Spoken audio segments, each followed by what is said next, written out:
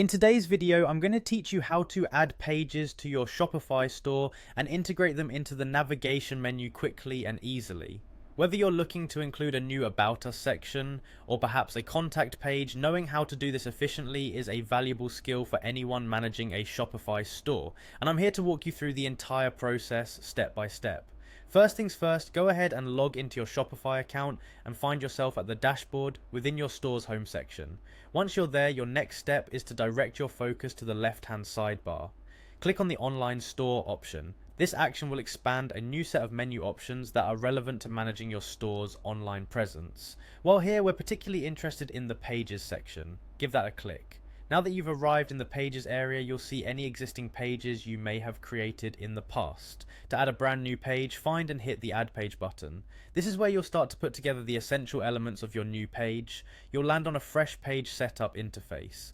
The first task you'll want to tackle is giving your page a title. This title is crucial as it informs both your customers and search engines about the nature of the page. So make it both descriptive and precise. Take a moment to think about how best to describe the content that will be on this page.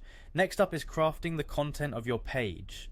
This is the main part where you can let your creativity flow.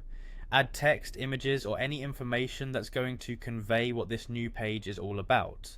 Remember, this is your opportunity to speak directly to your audience, so consider what they might find informative or engaging.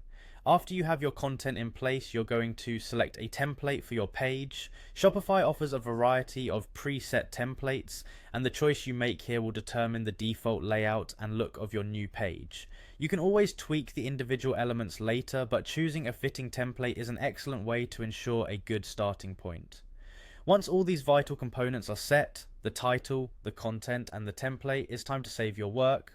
Look for the Save button at the top or bottom of the page, click it, and Shopify will officially add your new page to your store.